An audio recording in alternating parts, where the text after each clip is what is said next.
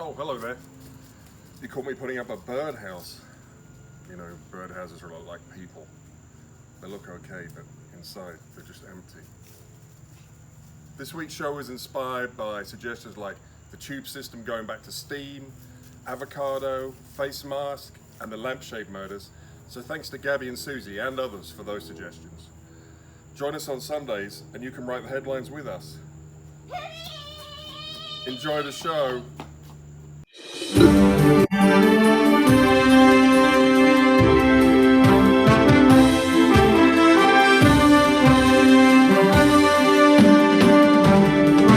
Hello and welcome to the Sprout News at 7 o'clock-ish.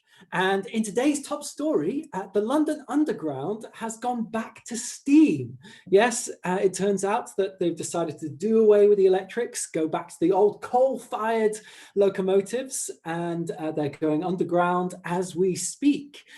Now, we have had some reports coming in that it is causing some rumbles under the earth, but I'm sure it's nothing to worry about. The authorities would never do anything to harm us. But for more on this story, we're going to go over to Pete, who's on location, and see what's happening out there with the London Underground. So over to you, Pete.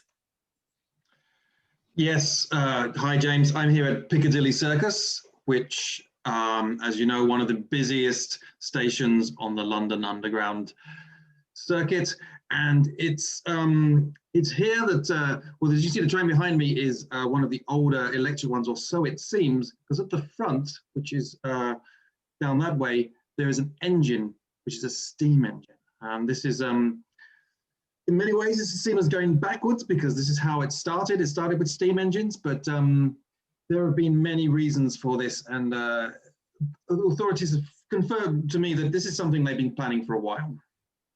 And is it safe, Pete? Because, like I said, we've heard there's some rumblings in the earth. Well, there are safety concerns, and there are safety benefits. Number one, of course, is that there will be no need for electrified track. So if you fall on the track, there is no longer a risk of being electrocuted. It is, of course, the brakes on a steam train are not as good as on an electric train, so there's more risk of you being run over, but it's swings and roundabouts. I see. Okay, so some potential safety benefits. And yes, there is, of course, a pollution issue which many people have brought up because a lot more pollution from steam, from the burning of coal, etc., than from electricity, at least in the underground itself. I see. Okay, well, we're going to come back to you with more updates later in the show. Please stay safe on the underground. I will stay safe. I will stay off the tracks in case they're still electrocuted. Yes, I'm sure they still are for now. So good luck, Pete, and good luck with the fumes down there as well. Thank you, James. And speak to you later. So we have an expert in the studio with us, as well as our reporter Pete and other reporters who are out there doing fine work. And our expert is in the non-decorated part of the studio, so I'm going to go over there now. So we welcome Dr. Move It. So Dr. Move It, you are an expert in transportation of all kinds, but your PhD was in fact in steam locomotives of the underground. So what can you tell us about this move that seems somewhat regressive? Well, I was brought in as a consultant quite early on in the process, and I'm actually at the moment in charge of a team who's looking into the consequences, especially in terms of health, of this change.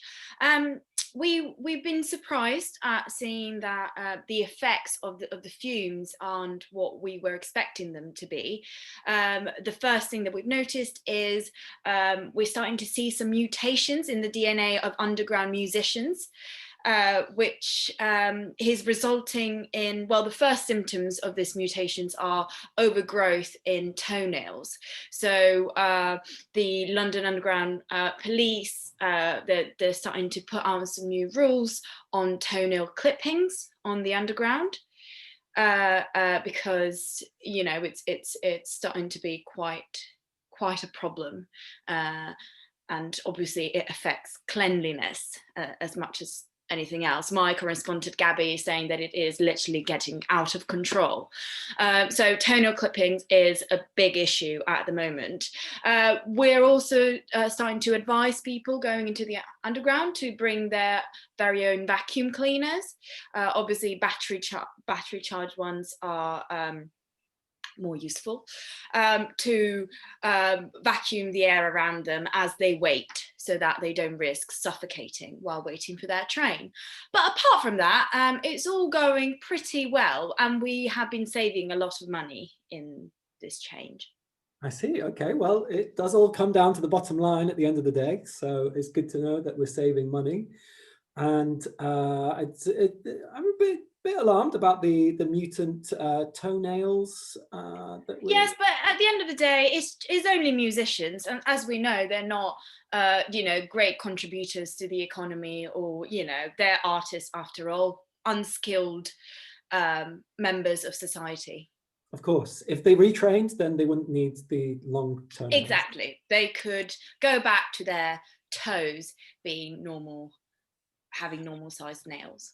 Okay, well, we're going to get some more updates, and we're going to come back to you later in the show. Thank you, Dr. Move It. I'll speak to you soon. And I'm going to go back to the decorated part of the studio. Here I am. So now we're going to go over to our top reporter, John, who's going to bring us the most relevant information about this news story. So over to you, John. Hello, James. Can you hear me? Yes, John, I can. Thank you, James. Yes, it's true. The railways are going back to steam. And I've been talking to our steam expert. Yes, I've been talking to Dave Hinsby, and he's been telling me that in fact, it's not just steam that's regressing. Society is regressing as a whole, and it is a government order that we should now go for a policy of regressing. We must now throw our TVs out of the window in favor of puppet shows. Go and grab your puppets, and you can act out your favorite TV shows with puppets. Yes, that's happening now. We're throwing out our phones and our CD players for gramophones. Kids are going back up the chimneys. We're replacing our washing machines with mangles. Everything's going back to the past. And in fact, we're going to renew the British Empire. We're coming to a country near you soon. Back to you, James, in the studio. Well, thank you, John. Shocking news there. Before you throw out your TV, do watch the rest of this report, but I've already got my puppet at the ready for when we regress beyond electronic entertainment and information. It does seem that we are living in scary times when everything is regressing. Everything we know and love could be about to disappear. But for now, let's go to a commercial break, and we'll be back after these messages.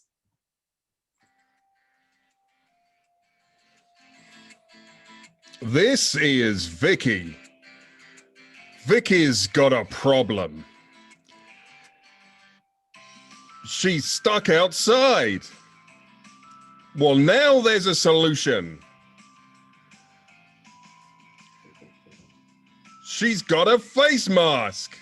And now at least people don't have to look at her stupid, dumb face. Get back home, Vicky.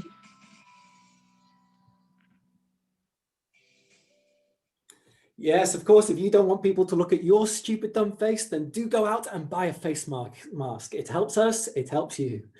Now, back to our top story. We are talking about the fact that the London Underground is going back to steam, and it's having knock-on effects around the world, creating a regression of all things. This could be the end of life as we know it. So let's go back to our expert, Dr. Move It, who is in the non-decorated part of the studio. So, Doctor, what can you tell us about, we've heard some shocking things from John there. What can you tell us about this? Well, I cannot confirm any of the allegation about a government plan to move backwards in time entirely. And I am not at liberty to discuss anything but the underground issues. I see. Well, I'm going to try and press you on this issue because it seems it's very relevant to our viewers and indeed everyone on the planet. So I know you said you couldn't talk about it, but perhaps you could just nod or shake your head about it. I'm not at liberty to disclose any nodding or shaking of my head, but you know, I am sure that if other news were to come up now, that would be a good moment to change subject. I'm just hearing there is other news coming in. Oh, look at that! Extraordinary. Wow. Okay. Well, as soon as it comes in, we'll go straight to that breaking news. Wow, it's like you read the future. Oh, and the news is in now from one of our independent correspondents. Ice cream rain is expected on Tuesday. This is startling. What do you feel about that, Dr. Movich? Well, I'm not too surprised. I have to say, it has been one of the side effects that we've been waiting for as a result of the new steam going into the atmosphere. One of the side effects you couldn't talk about. Well, no, it's connected to the London Underground, so I can disclose, but we weren't sure it would happen, but apparently it has. So yay, science. Okay, well, I'm looking forward to eating some of that ice cream, but let's go and speak to John, our top reporter, and see what he has uncovered about this shocking weather event approaching us. Yes, well, just when we thought heard enough today with the regression, now it's going to rain ice cream on Tuesday. And this is unbelievable. And we're all hoping, we're really keeping our fingers crossed that it's a simple ice cream like strawberry or chocolate or even raspberry ripple. Because if it's mint choc chip or toffee crunch, then it's gonna hurt. And we better watch out for that. Get your rain umbrellas at the ready, because it could be dangerous for you. Enjoy the ice cream. Yes, do watch out for falling pieces. I'm particularly hoping that it's cookie dough that rains down. I know it does have some chunks in, but they're nice and gooey. So let's see what happens on Tuesday. Good luck, everyone in the world. Now, we're going to go to our roving reporter, Dave, who's out there getting the voice of the people. Over to you, Dave. Hey, man. I'm roving by my radiator. And there's news in. This whole steam train thing is kicking off across the UK, and Devon wants to go independent. Now, I've got some people here to talk to me about this. Should Devon leave the UK? Are you on one of those television things? Absolutely. Here's your chance, sir. Here's your chance to make your voice heard. I'm selling a Ford Cortina for £1,000. 1970 it is. What registration is that? P. No. Is there anyone else out there who'd like to comment on Devon leaving the UK? Oh, mate, that's terrible. I booked a holiday for Devon in half term. You can't go on holiday there. What? No. You need a passport. Am I going to get my money back? No. You need a passport. Is there anyone else out there? Looks like that's it. James, Devon's not so controversial by this radiator. Back to the studio. Thank you, Dave. Yes, I, for one, am sorry to see Devon go. It's one of my favourite parts of the former United Kingdom. So back to our top story, though, which is that the London Underground is reverting to steam trains. The planet is reverting to a pre-industrial age. And with more on this, we have Pete, who's out there on the scene as we speak. So over to you, Pete. Yes, thanks, James. We're here. I'm here at this is Oxford Circus, and as you can see the steam train behind me. But I'm not here alone. I'm here with Professor Humphrey Bumfrey, who's an expert on this very subject. Oh yes, I'm an expert because the whole country's reverting. We're going backward in time. And so in the spirit of things, I have dressed in the new attire that we have to get used to once again. Well, I mean, this is going to be an adjustment for lots of people. I'm very used to dressing in the most up-to-the-minute fashion. It's going to be different for me to adjust to something as old-fashioned as this. Is this what we're all going to be wearing in a few years? Oh, it'll be a variety of things. We'll have steam locomotion. We'll be back to like this. Yesterday, I was wearing tweed, and now look at me. Tweed. Okay. So they're not even going back as far as tweed. We're going right the way back. What do you see the biggest changes they're going to be to our life, other than just fashion? Are they going to be? Presumably, the microwave is going to be a thing out the window. Oh yes, we won't be having such heathen products in the modern era. We will be disposing of most electronical things and, you know, general sort of Luddite frame of mind. And we just have to make sure that we knuckle down and get rid of all things sort of futuristic and scary.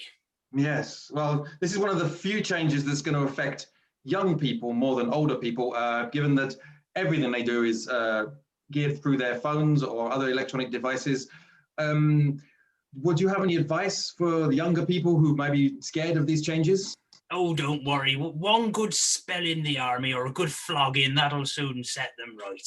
So, national service to come back as well. James, there you have it.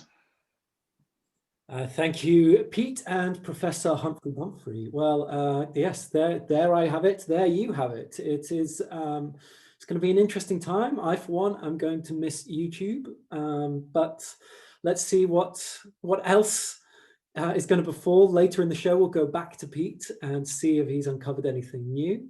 But before we continue with that main story, we're going to go to our movie review of the week with Vicky and a very special guest director. Over to you, Vicky.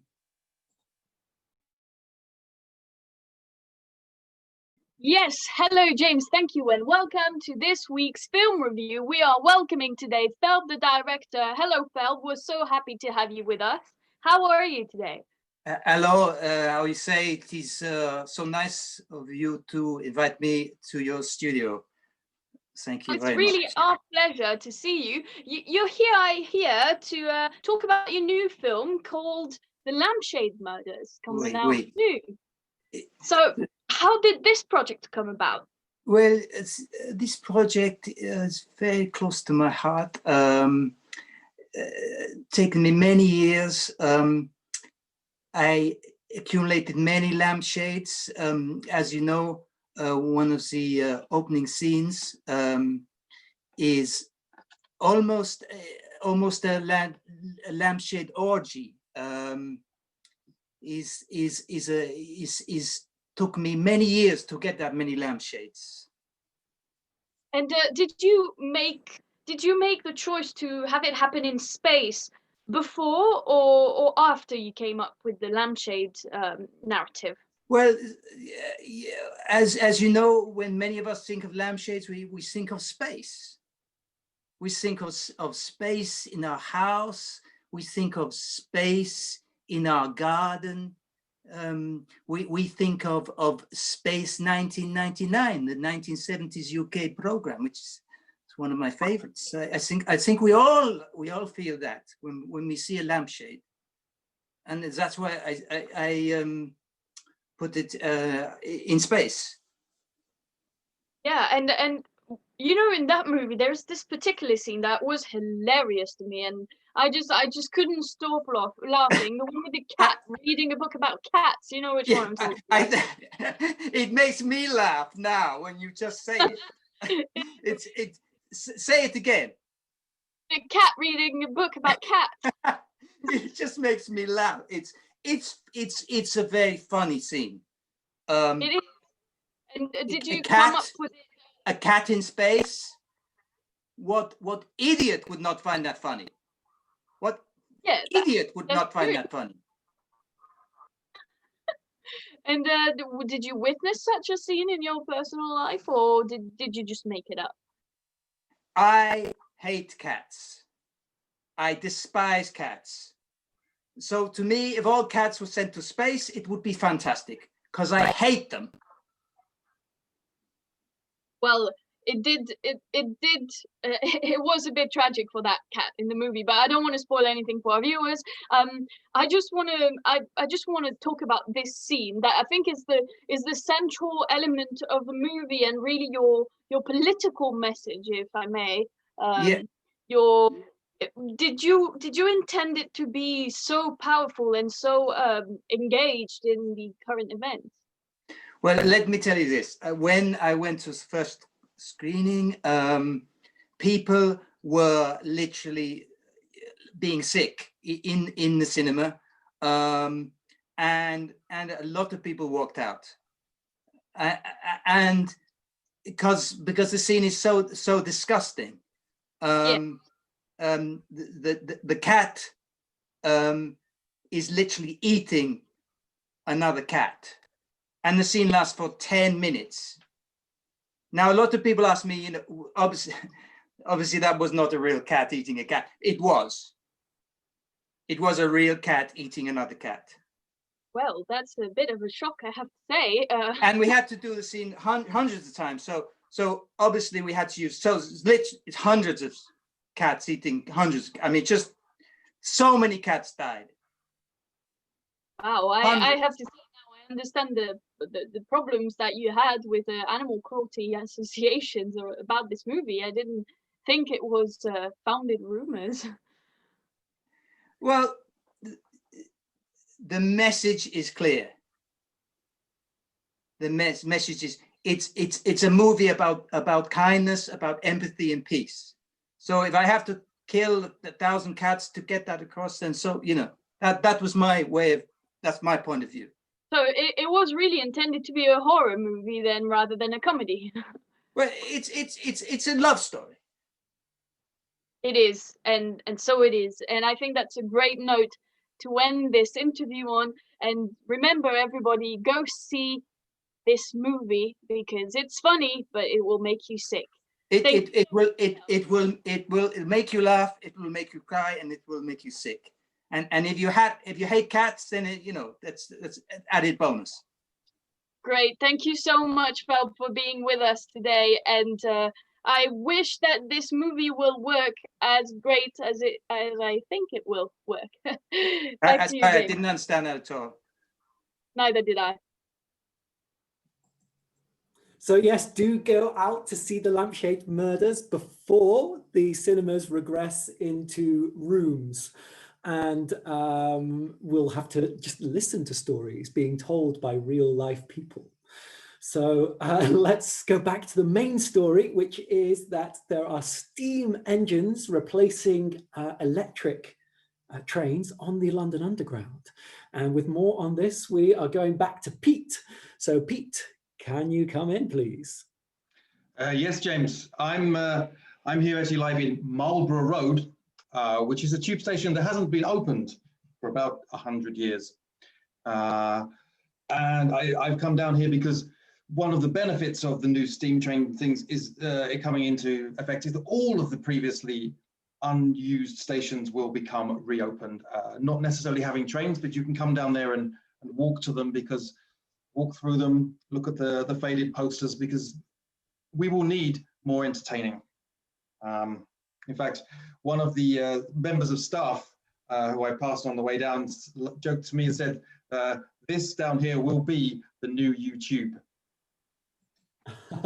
YouTube, yes. It was a play on words. And I think we're going to need increasing humor in these times. I also have been playing with some of the recommendations. I've made my own puppet. It's my actual sock, just so I can just recreate the entertainment of the past here on YouTube. And I've been entertaining myself down here for a while.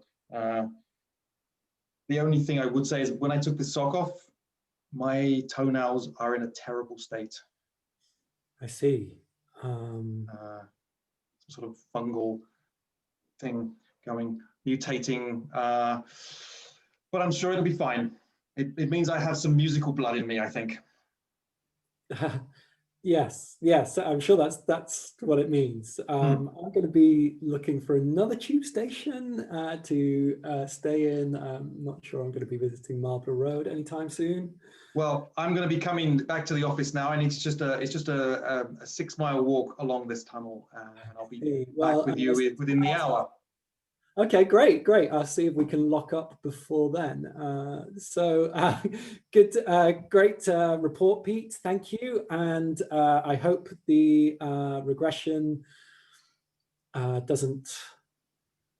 Oh, it's okay. It's only my feet. My mind is fine. I'm good too.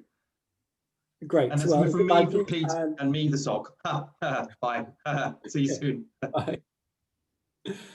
Well, that's the end of the news show.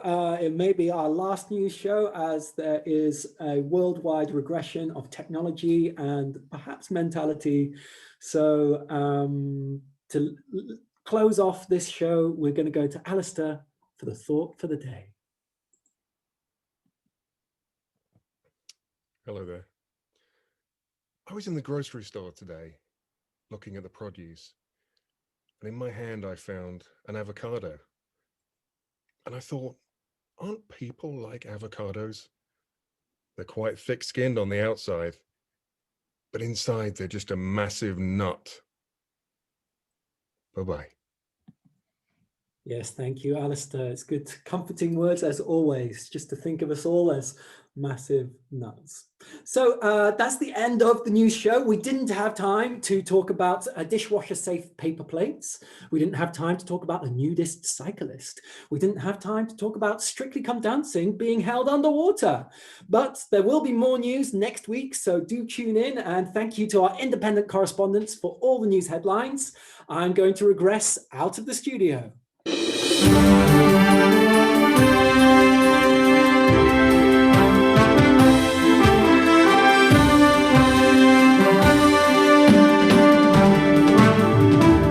Hello, thank you so much for joining us for Sprout News. You've been a wonderful audience, and thank you for all your suggestions. Please put your hands together in a round of applause for the people you've seen performing today. You have seen Pete. You have seen Carlotta. You have seen John. You have seen Vicky. You have seen Professor Humphrey Bumfrey, otherwise known as Gregory. You have seen Dave. You have seen Alistair. And you've seen our very special guest, Felb, the director, Richard. And if I've left anyone off, please turn your cameras on. And thank you so much for joining us. Thank you for all the suggestions. Enjoy your regression into simpler times. And you've seen Dave. Sorry, Dave. And if you would like to join us to say goodbye, you're welcome to turn on your camera, no pressure. Thank you for all your suggestions. Please do join us again next week. We're back next week and the week after. And if you like the show, please tell your friends, and we'll see you again soon. Good luck out there.